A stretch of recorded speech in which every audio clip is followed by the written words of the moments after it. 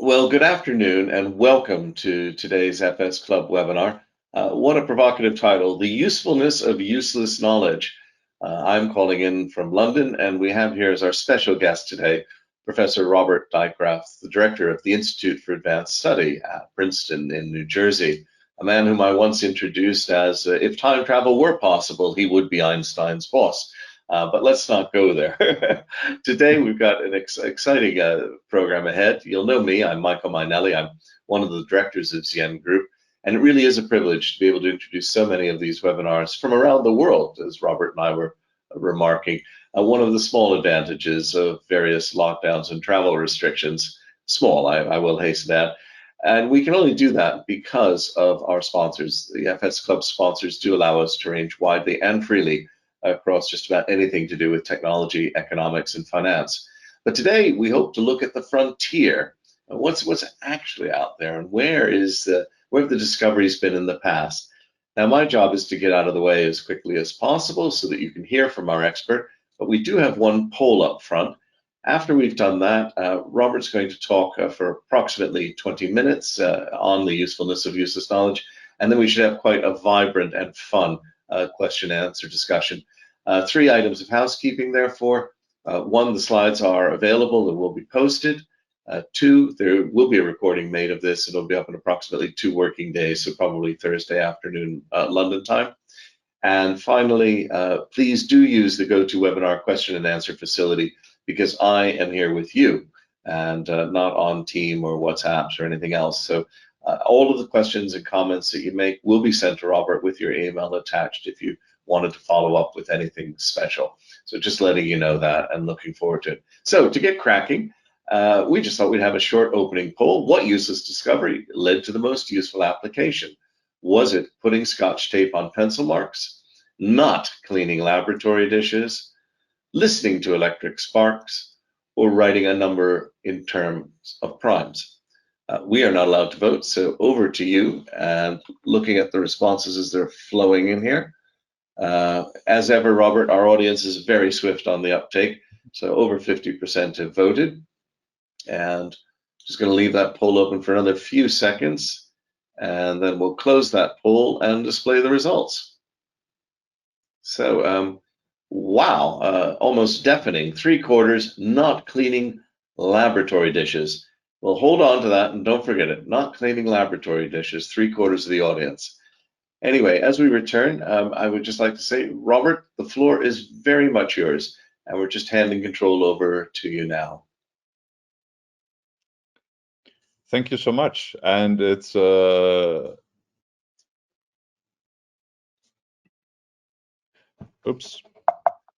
It's looking good. We've got the slides. Yes, excellent. Well, it's a great, so good afternoon, good morning, good evening, good night, wherever you are. It's a great pleasure to be with you. I have such happy memories of talking in your seminar, Michael, but now it's a long distance presentation. Yes, about the usefulness of useless knowledge. And I think that's really a very capturing title. It's actually, I didn't invent that. It's the title of a rather famous essay written by Abraham Flaxman, who was the first director of the Institute for Advanced Study. The essay came out in 1939, which is, quite a dramatic time, of course, to talk about undirected, unrestricted research. But he has actually been thinking about this for many decades. So let me take you back to 1939, because it was also the opening of the New York's World's Fair. And the title was The World of Tomorrow. And it was held in Flushing Meadows in Queens. And there were many, many interesting firsts at that exhibition. Most important thing, television. Actually, the opening speech was lively viewed on a few hundred television sets and was given by President Franklin Roosevelt. But also you saw the first dishwashers, the first fax machines, in fact, also the first robot. And here he is, Electro. And so, ladies and gentlemen, with a great deal of pride and pleasure, I present to you Electro, the Westinghouse Moto Man. Electro, come in.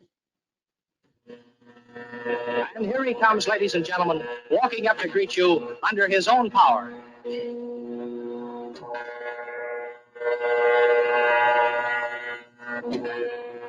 The robot could smoke and had a little toy dog, Sparky. And he could speak. You see, all I need to do is to speak into this phone, and Electro does exactly what I tell him to do. Sometimes. But I don't see why I'm telling Electro's story when he's perfectly able to tell his own. So let's listen and see what Electro has to say to us today. All right, Electro, will you tell your story, please? Who? Me? Yes, you. Okay, Toots. Ladies and gentlemen, I'll be very glad to tell my story. I'm interrupting here, but he was actually talking, playing gramophone records. But an interesting fact is that there was a second opening speech by Albert Einstein, who was chair of the Scientific Advisory Council of the World Fair. And Einstein talked about cosmic rays. He didn't talk about two subjects that would soon dominate the world, nuclear physics and computers. And remarkably, both were developed right under his nose in his own place, in the Institute for Advanced Study that I'm now actually talking to you. In fact, this was created to be a world, a paradise of scholars, as this clipping from the New York Times magazine in 1941 says, seeking eternal truth in a world of chaos. But of course, soon, Einstein would write a letter to President Roosevelt, starting the Manhattan Project. And during the war, Princeton was the center for mathematical logic. John von Neumann would say that he was thinking about something much more important than bombs. He was thinking about computers. And soon after, he would build the first modern von Neumann architecture computing machine under guidance of Robert Oppenheimer. And as I said, at that point, in 1946, there were no tangible assets relevant to computer development except books, brains, prestige, and high hopes. Now, what was the point that Flexner was making?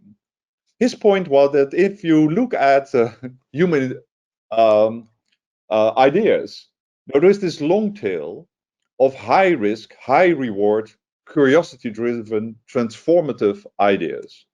Ideas that somehow individuals can have and that would really change the world. But they seem initially very unlikely.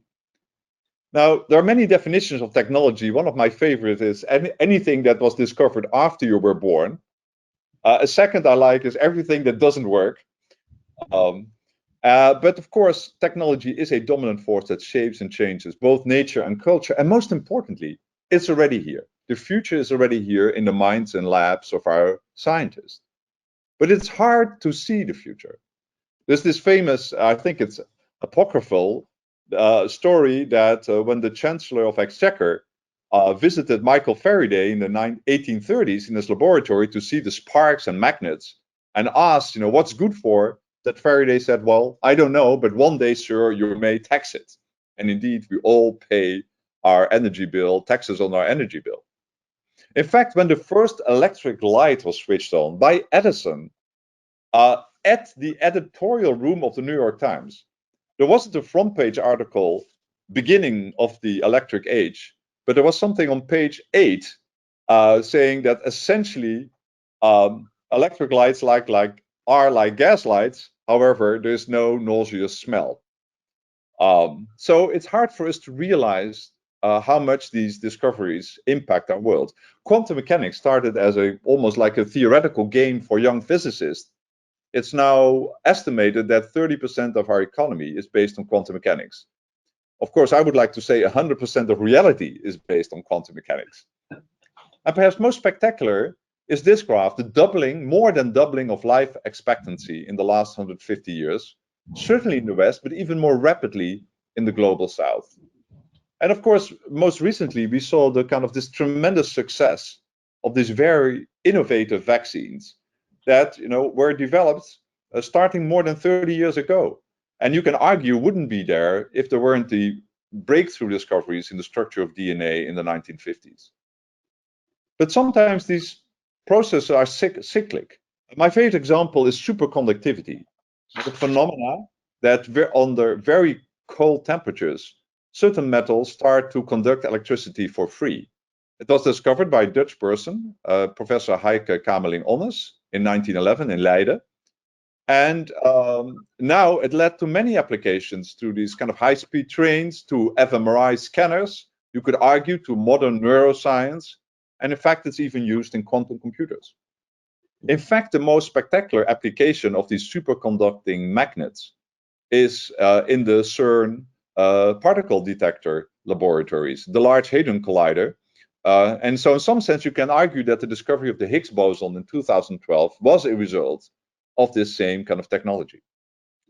Now, if we look at the world of knowledge, I often think about these old maps that the old cartographers would like to make, and a part of the world was known, other part was not known, and often they would write Higgs sunt draconis. Here are sea monsters, and they would draw these awful animals to scare people away because they couldn't dare, let the map of the world blank.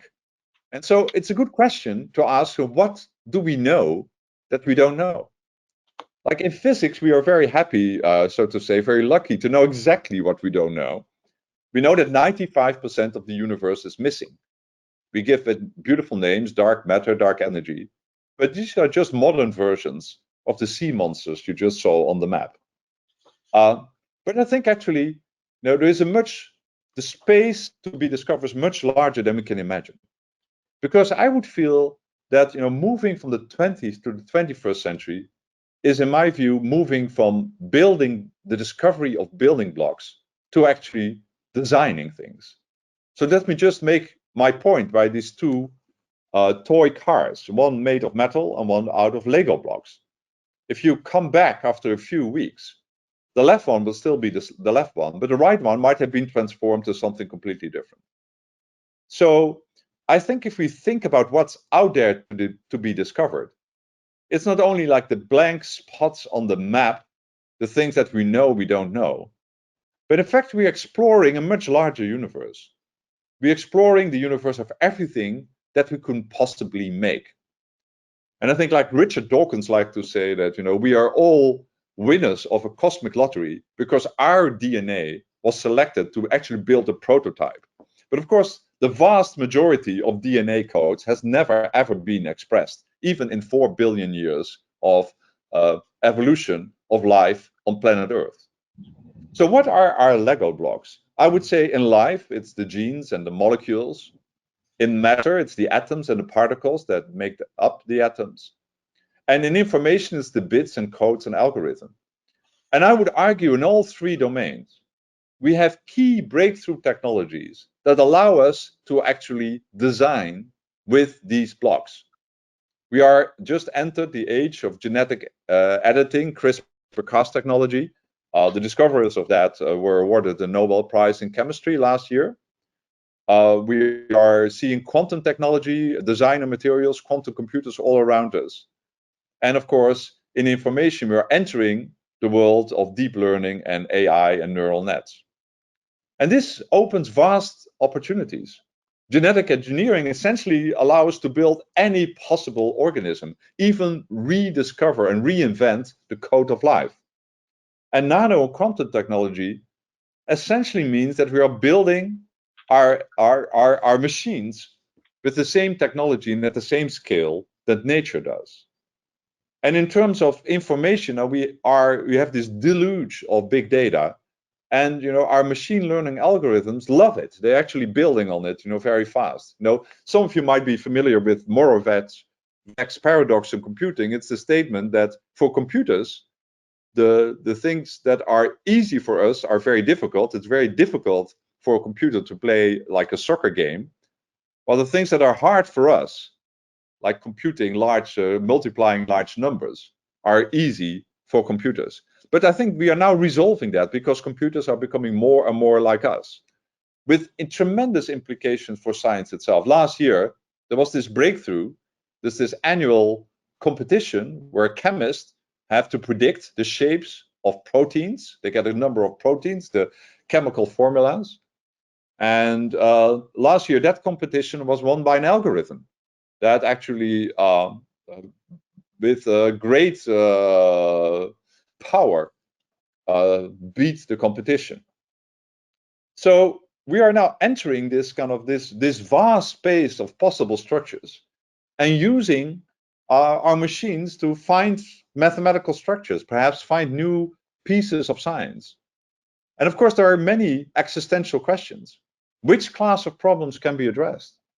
What are the important problems? If we get results, how robust are they? Can they be generalized? And can we understand, like we used to understand structures in science, if they're found by machines? There's this series of careers of the future in the Wall Street Journal, and one item was robot psychologist.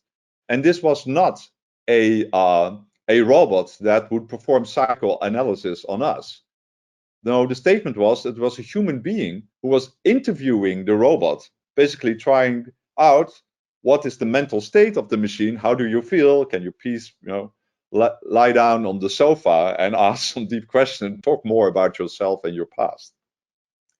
Now, since we're moving in this completely new realm of designing the world around us, the people have been complaining. They're saying, are these new methods a little bit like alchemy? It's a bunch of tricks and tools. There isn't very much systematic knowledge. But there's a counter argument. I could have given a similar talk about the usefulness, the uselessness of useful thinking. There's a long history of tinkering in science. Now, there were bizarre flying machines before there was aerodynamics. People were playing with lenses before there was a theory of optics. And for instance, the most important example is steam engines. They were developed in the late 18th century. And there was many, many decades of tinkering and controlled experiments. And finally, physicists found these beautiful laws of thermodynamics. So you can also get deep theory out of very useful applications. And in fact, people are even revisiting alchemy these days and considering it perhaps as a very useful initial stage of proto-chemistry. In fact, you can make gold out of lead. The only thing that you need is a nuclear process. You need a little particle accelerator to do so. It was done, by the way, and I think it was each gold atom cost $80. So it was not, didn't give unlimited wealth.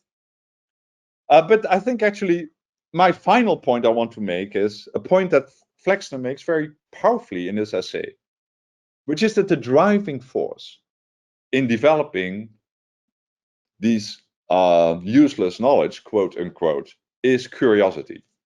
And I love this quote of the Iron Duke, Arthur Wesley, the Duke of Wellington, who said, in all businesses of war, indeed in all business of life, it's about finding what's on the other side of the hill. And apparently he took this quite literal. He would take people in his stagecoach, go to a remote part of England, and they would play this game. What's the landscape behind the hill? Is there a lake? Is there a wood? Is there a village? And apparently Wellington was quite good in this game. So I would say we have two tools to look and see what's behind the hill. The first, I think, is our tunnel vision, which is our imagination, a way to see things that aren't there yet. I think the second is our curiosity, what little children have in ample supply, just running up the hill and actually look for yourself. And I think we should appreciate these qualities more, because I think they are a great engine of progress. And let me finish by a final anecdote. It's about one of my scientific heroes, Jacobus van der Hoff, who actually was a Dutch chemist who was the first to win the Nobel Prize in chemistry. So in 1901, the Netherlands had 100% of all Nobel Prizes in chemistry. And his discovery was essentially that molecules were three-dimensional. Here you see these little models he used. They easily could fit into a matchbox made out of paper. His big insight was that the mirror image of a molecule is a different molecule. But he was actually, as a young man, heavily criticized. In fact, there was a review of his work by Kolbe, the most famous chemist of his time, who criticized van 't Hoff. At that point had an appointment as a junior professor in a veterinary school, that he just climbed his flying horse Pegasus and just proclaimed certain insights without painstakingly deriving them. So when 't Hoff was made a professor, his inaugural lecture was about the power of imagination in science. And van 't Hoff approached this issue in a scientific fashion. He made a list of the 200 most famous scientists in history, and he put them in 3 baskets. The first was those without imagination. So no proven interest in poetry, in music, in art. Then there were the scientists with imagination. So who would actually love to go to concerts, would read poetry, collected art. And then finally, he had a third bucket, which in his words were scientists with a perverse amount of imagination. So those who had an interest in alchemy, astrology, crazy stuff. And it's a pretty impressive list. No, clearly, Descartes, Leibniz, Newton were there, Ampere. So his point was that actually the great scientists often had too much imagination. And I must say, I can understand this. Like in Newton, if you were able to find perhaps the biggest discovery you can make, namely the discovery of a law of nature, why not also explain history, theology, or psychology? Anyhow, I think, we are at a time where we need a reevaluation of these engines of progress, curiosity, and imagination. And since the Institute of Advanced Studies started with his first appointment being Albert Einstein, I'd like to say we have 90 years of steady decline. I have to end with a quote of Einstein, which is one of my most favorites, that imagination is more important than knowledge. For knowledge is limited to what we know and understand, while imagination embraces the entire world. And I think that's a beautiful quote to end my presentation. Robert, thank you so much. That was a very uplifting and interesting presentation indeed. We've got a few comments and questions already, folks, so please do get them in. We've got a lot of people online. And I'm not going to go into Dutch, UK, and US, but John Spain says the UK already had television in 1936. So we'll leave that to one side. We opened with a poll on what useless discovery led to the most useful application. Do you want to explain those 4 and put people out of their misery about is there a right answer? So well, I think many people did know that penicillin was discovered by not cleaning your lab dishes. So clearly it made an enormous impact. I would say listening to sparks was essentially what Helmholtz did, discovered electromagnetic waves. So he discovered radio. And I must say the fact that we're actually having this conversation now probably very much uses this. I definitely am using Wi-Fi here. So I think that is perhaps a very good competitor. Actually, Helmholtz himself, when he discovered electromagnetic waves, traveling, I think, over 10 meters, said this is completely useless. So he is quoted as saying that this is completely useless, and he didn't explore further. And it were people like Marconi that actually pushed it. Writing a number in primes actually is absolutely key at this moment in computer security. It's it's the key technology that used to encode all our communication. So probably pretty important for the audience here too. And finally, of course, the playing with Scotch tape and pencil led to the discovery of André Geim and Kuznetsov of graphene.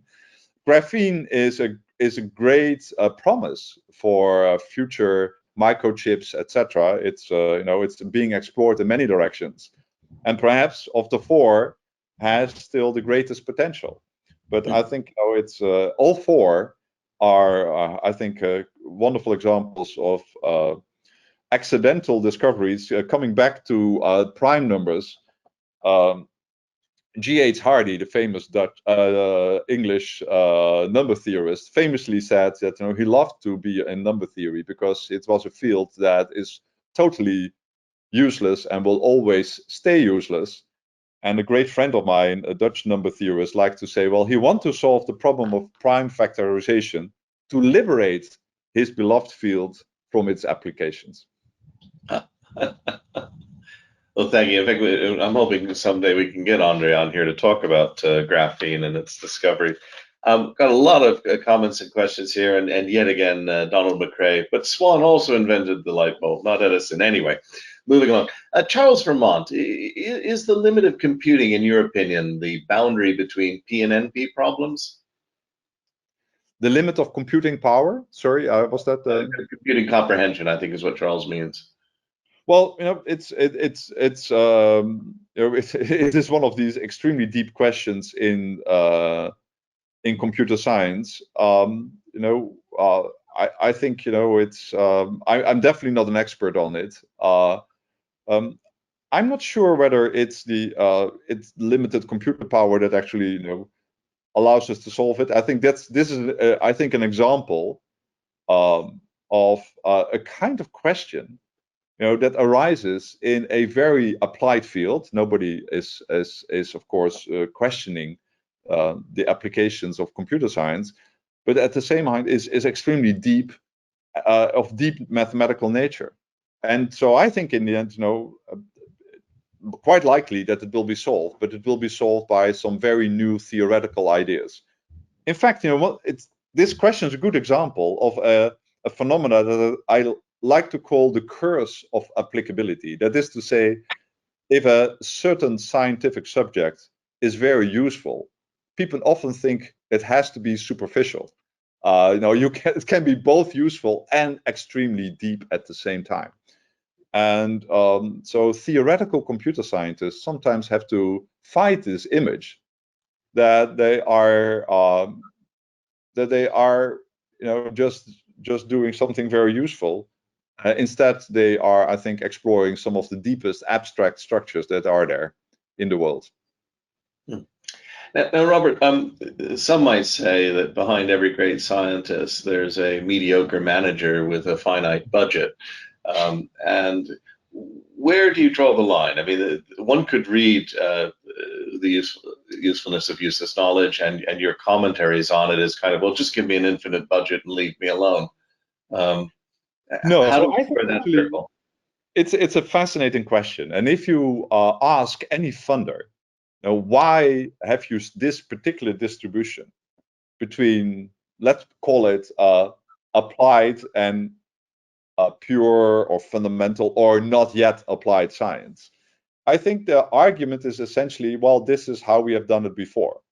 One thing I noticed, and I was, anybody in the investment world will know that you have to build a portfolio and that you need a certain risk budget in order to have certain returns. And you try to qualify this. I would love to see funders, whether it's national funding agencies or universities or individual individual research group, to think about this, to think about what is the right distribution. And if we see the returns that we have in certain kinds of research, what would be the appropriate amount of investments we make?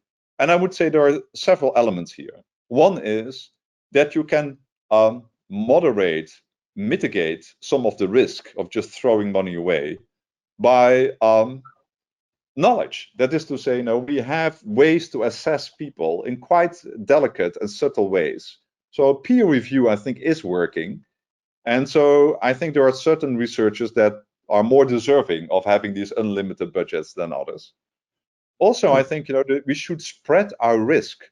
So one thing I worry about is that, any country, any institution has a strategic agenda. It's good to have strategic agendas, to have certain top priorities. My worry is that they all have the same agenda, and you get an enormous regression to the mean in that way. Of course, there's no international traffic cop that actually spreads the risk around.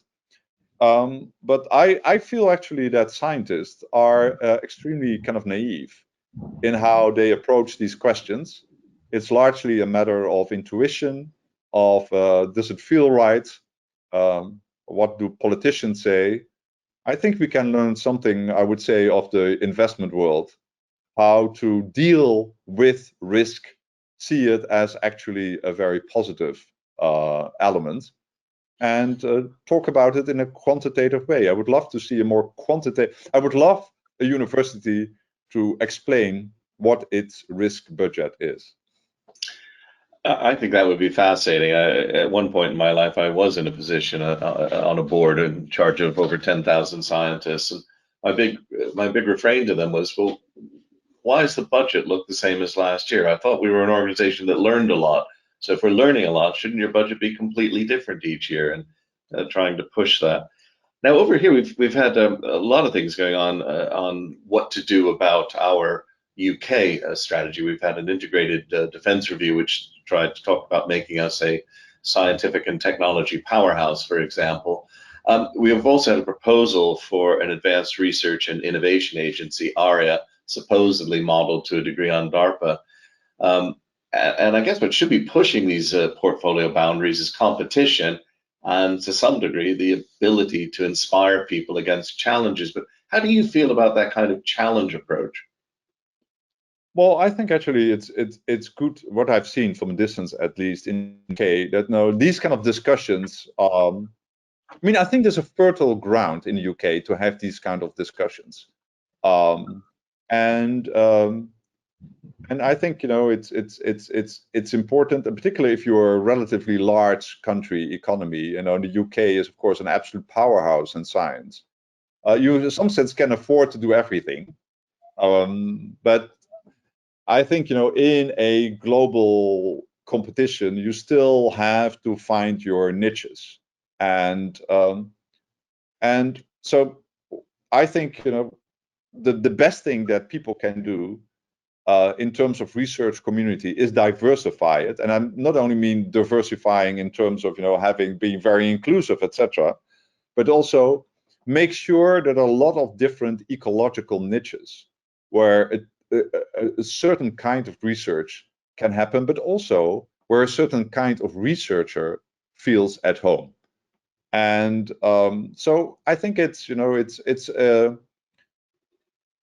what I feel in some sense.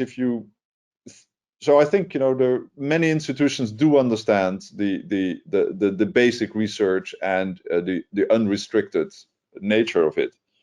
One thing which I find kind of interesting is that's kind of missing, I would say, almost in the whole world, is something that was there, say, in the 1940s, 1950s, where we had large industrial laboratories that were, on the one hand, mission-driven. And Bell Labs, I think, is the most famous one, but I know there are in every country had it. Like in the Netherlands, we had Philips. That it was in many ways a home of the best scientists that were free to roam around within the confines of this overall mission. And I think what these organizations were able to do is to focus on results. Bell Labs was essentially only focused on improving telephone communication, but creating a climate, a chemistry among the scientists, that they would explore things like transistors, even discover the Big Bang, the remnants of the Big Bang. So I think I feel that's something that is kind of missing. So I think with all these initiatives, what I worry about is that whatever the makeup of the initiative is, that the framing of it and the timescales makes it almost removes that level of comfort and I would say that climate that allows scientists to think long term. Yeah, Al Brown here is curious about this boundary. The curiosity and intellectual freedom are valuable, but they sit in a natural tension with organization and to a certain extent Darwinian selection, where an organization will tend to push people to focus on their remit or their role. And how do you balance that freedom and latitude against discipline and coherence? And where you're sitting, you're in a unique position at IAS to look at that. Well, we here at IAS are kind of an extreme case. In some sense, this institution, whenever we have many visiting scholars and scientists and permanent faculty, and I always tell them, we're not counting citations, we're not looking at your output. it's a very competitive place. So the selection is brutal.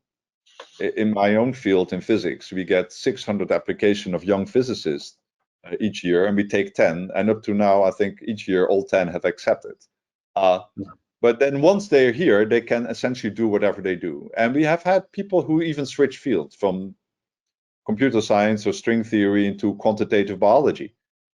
So I think it plays an important role. My point is not make the whole world like IIS. That would be very unhealthy.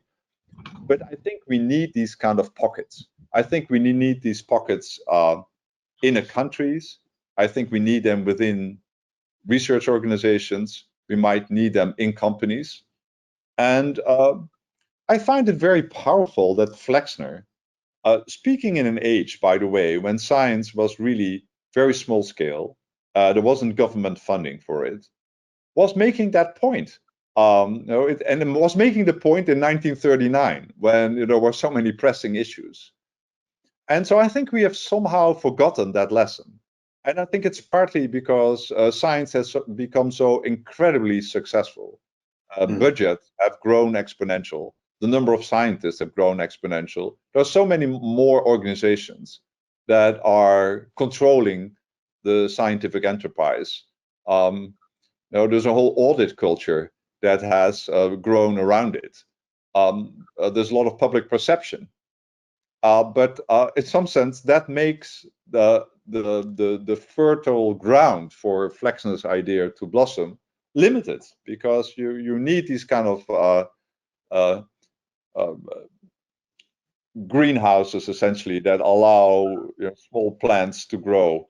And I think this is particularly interesting in light of what I was telling you about how science itself is developing rapidly with incredible computer power, with very smart algorithms. And many people would ask, what is our role? And one of the most recent thing is that human beings can do is start to think about something completely different. So jump out of your little valley to a next valley. That's very difficult for an algorithm to do. It's very difficult for an algorithm to learn to play chess and then certainly decide to think about the shapes of proteins. And the human mind can do this. So my question is, if that's our unique ability, if that's our strength, to which extent in our education, in our organizations, are we capitalizing on those strengths? And are we optimizing human potential?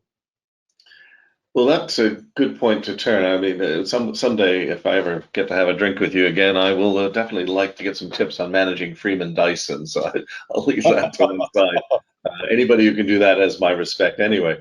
But I tell you that when I first met Freeman, he first of all, he told me, "Oh, Robert, you're the 7th director of the institute that I'm working with," and he said you should take the oath of Hippocrates, do no harm. And I think that was his message for how to manage talent like him.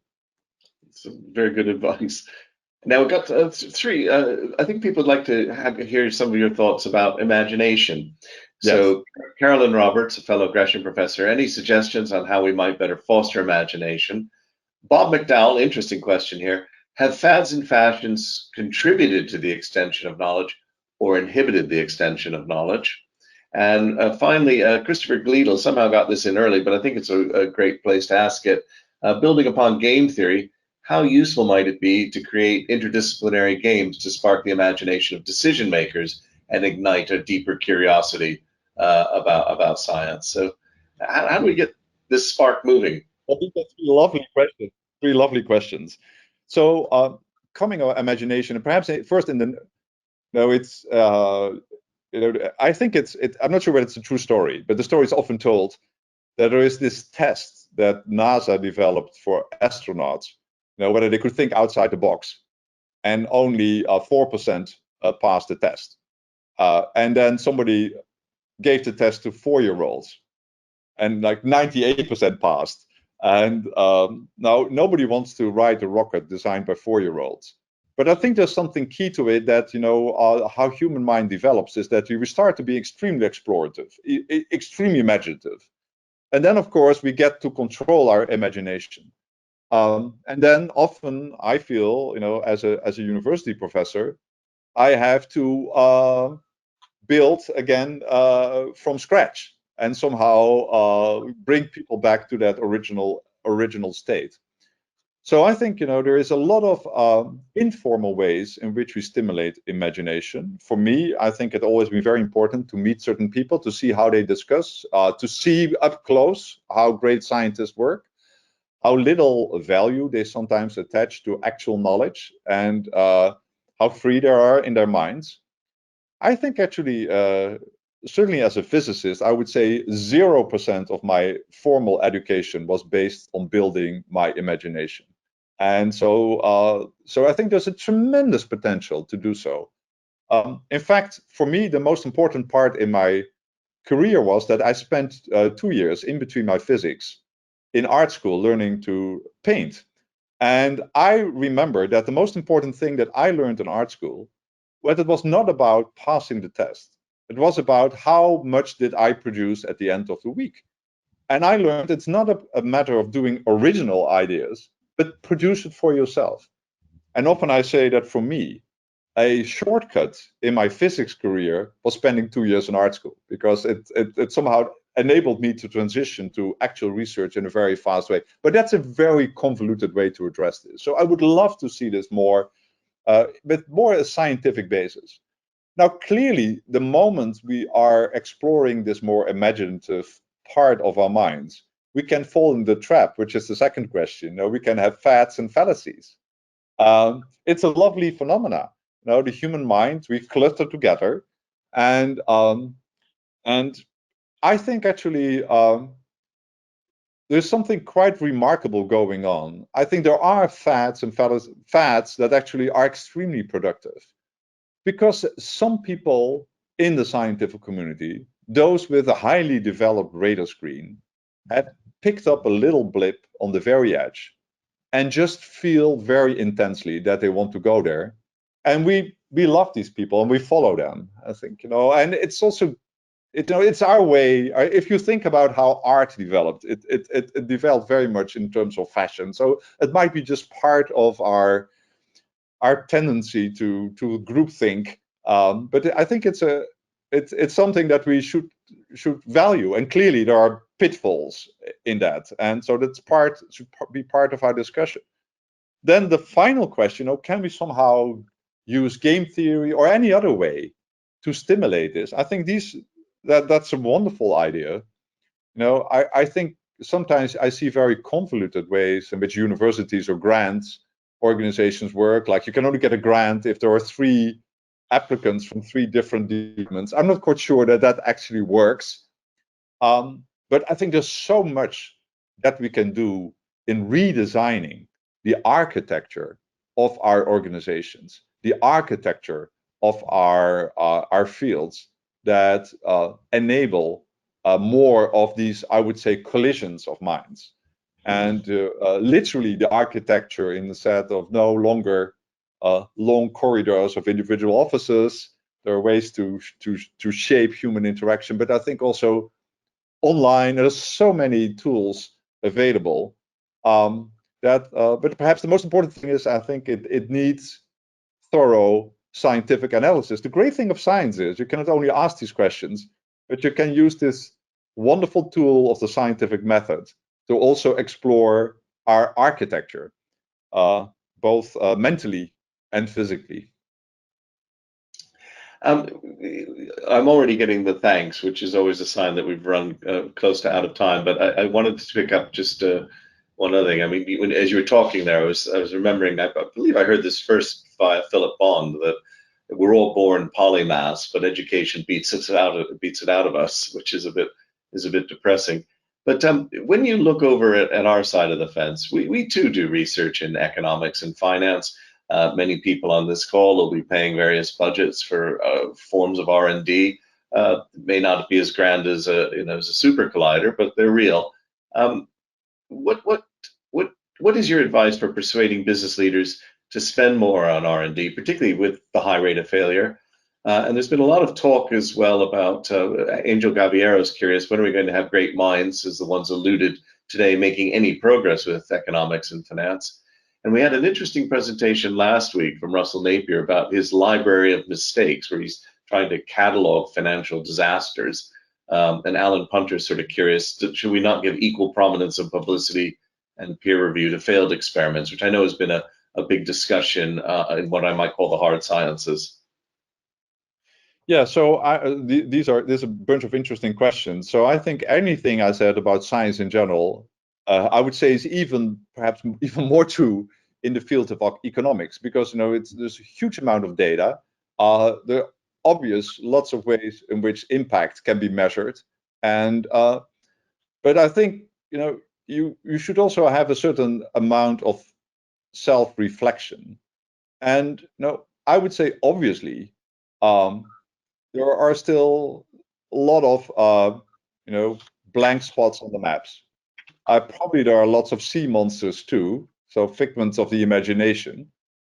And so the question is, if you, as a field, how do you organize yourself to kind of allow people to venture out in this great unknown and find new structures? And I think particularly in economics, we can easily afford this, certainly collectively. So probably it's I have no idea, but it's interesting to contemplate to which extent this problem should be solved by each individual organization by itself, or there's some collective way to. Because one thing of the great thing of fundamental breakthroughs in knowledge is that they're very difficult to capture. Often that's an argument why companies do not want to invest in it, because it's a public good. But you could also ask, you can collectively try to organize this. I think actually, it's a great advantage to have issues of intellectual depth within your organization, is that you attract also a certain kind of characters or personalities that are stimulated to think about these issues. And I think if you take a distant view and you look at progress in knowledge on any particular field, you cannot but be impressed in the alarming rate of increase in knowledge. And that at any time, people have said, well, we're never ever going to find out this. They would be, quite disappointed by the amount of progress that we have made. And of course, we made progress in the fields, the questions that we knew that we didn't know. But of course, the greatest progress was made in the fields we didn't even know. It's the famous unknown unknowns of Donald Rumsfeld that were out there. And I often give as an example, if you would go back 100 years and ask a physicist the property of any material, so it could be a glass of water, could be the sun, it could be the color of a rose, then the answer would be, well, the material just is what it is. Now we have discovered the reason behind this. And why is this useful knowledge? Because now we can start build our own materials.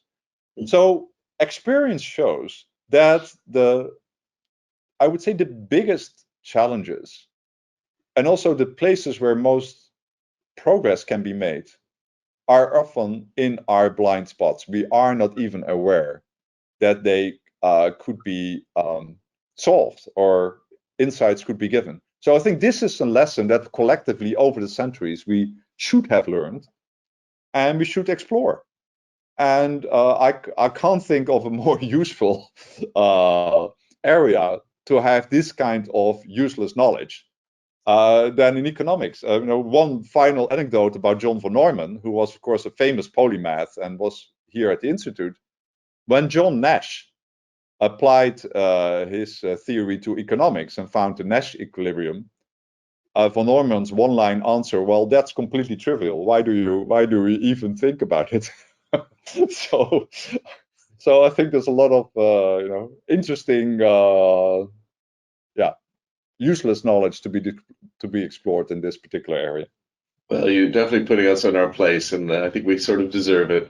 Folks, we did in fact have a meta commerce project going, which is still live on one of the big questions. You mentioned, Robert, I loved your bit about genes and atoms and bits, and it reminded me vaguely of David Deutsch's book, Fabric of Reality, 25 years ago or whatever, where he spoke about it. It was all about epistemology, evolution, computation, and what I loved was, of course, quantum physics. And I take to heart your bit that you've got 100% of reality because it's based on quantum mechanics. I've got to remember that next time we have a funding discussion. So thank you for that. I've got 3 quick rounds of thanks in the time available. So firstly, as ever, thanks to our sponsors. Thanks very much to our audience for your questions and comments. As I said, they'll all be sent on to Robert later tonight. As ever, check out the website. We've got a lot of things coming up, but on Friday, Christina Yang is going to be talking about cooperation between European and Chinese capital markets from the point of view of the Shanghai Stock Exchange. But my most sincere thanks, Robert. Thanks so much for giving us your time and for coming here to explain the usefulness of useless knowledge. I think we've all taken it to heart, and I hope it does inspire us to be a bit more imaginative about what we do as we all together try and explore this world. Now, unfortunately, we have a technological failure these days, which is the inability to open the floodgates of applause. But I have brought along a Korean karmic clapper, which is medieval technology, and I will use that to serve as a poor substitute for what has been a really wonderful discussion. Thank you. Thank you, Michael, and thank you all for joining. And I love that applause. It's the best I ever heard online.